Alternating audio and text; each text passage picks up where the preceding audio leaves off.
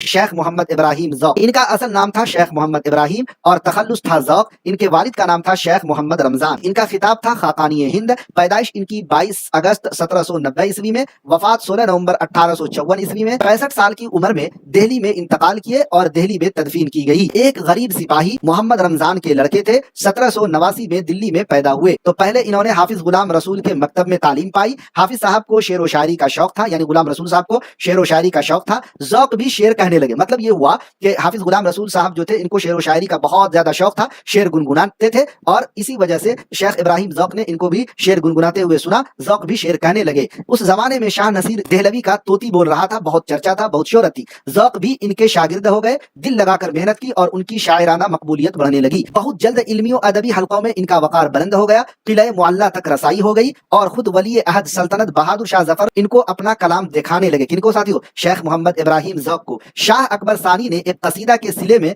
इनको खाकानी हिंद का खिताब मरहमत फरमाया। एक सवाल यहाँ पर बनता है क्या कि शेख इब्राहिम ज़ौक़ को खाकानी हिंद का खिताब किसने दिया था? तो शाह अकबर सानी ने। शुरू में 4 रुपए माहाना पर बहादुर शाह जफर के उस्ताद मुकर्रर हुए। आखिर में ये तनख्वाह 100 रुपया तक पहुंच गई। मुसलसल उरूसे सुखन के गैसू सवारने के बाद 16 नवंबर 1854 ईस्वी में दुनियाए अदब का ये महरे दरशा हमेशा हमेश के लिए गुरूब हो गया, डूब गया। मरने से चंद साथ पहले ये शेर कहा था, मरने से चंद घड़ी कबल जी ये शेर कहा था शेख इब्राहिम ज़ौक़ ने। कहते हैं आज ज़ौक़ जहां से गुजर गया, कहते हैं आज ज़ौक़ जहां से गुजर गया, क्या खूब आदमी था खुदा मगफिरत करे। शेख इब्राहिम ज़ौक़ की आखिरी आरामगाह पहाड़गंज शुमाली दिल्ली है। ज़ौक़ को अरबी फारसी के अलावा मुतअद्दिद उलूम जैसे मौसीकी, नुजूम, तिब, ताबीर ख्वाब वगैरह पर काफी दस्तरस हासिल थी। जी तबीयत में जिद्दत व नुदरत थी। तमाम उम्र शेर गोई में इन्होंने गुजार दी बसर की। ज़ौक़ के दीवान में गजलों के अलावा ज्यादातर कसीदा ही मिलते हैं जो बादशाहों की मदह में मिलते हैं। सौदा के बाद ज़ौक़ उर्दू जबान में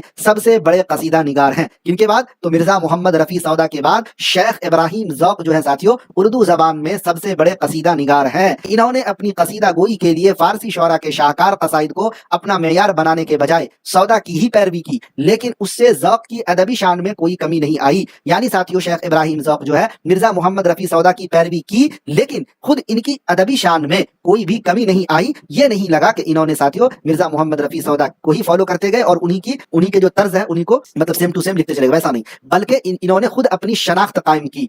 इनकी अदबी शान में कोई कमी नहीं आई। अगला पॉइंट है कि ज़ौक़ ने कई कसाइद लिखे हैं, लेकिन कहा जाता है कि 1857 के हंगामे में आग शेख इब्राहिम ज़ौक़ के घर में कुछ इस तरह लगी कि जो कुछ था सब जल गया। जो कसाइद बच गए मुहक्किकीन ने उनकी तादाद 25 बताई है। बाज़ जगह ये तादाद 27 भी मिलती है। ज़ौक़ की कादिरुल कलामी का सबसे बड़ा सबूत यह है कि इन्होंने शाह अकबर सानी की शान में एक कसीदा लिखा जिसके कुल 18 अशार मुख्तलिफ 18 जबानों में थे। इसी के एवज शाह अकबर सानी ने इन्हें खाकानी हिंद का खिताब अता किया था। उम्मीद कि आज का क्लास पसंद आया होगा। पसंद आए तो वीडियो को लाइक और शेयर कर दीजिएगा। अगर अभी तक आपने AR डिजिटल के यूट्यूब चैनल को सब्सक्राइब नहीं किया है तो कर लीजिएगा। बेल आइकन घंटी वाले आइकन को भी जरूर प्रेस कीजिएगा ताकि हमारे लाइव क्लासेस का नोटिफिकेशन आपको मिल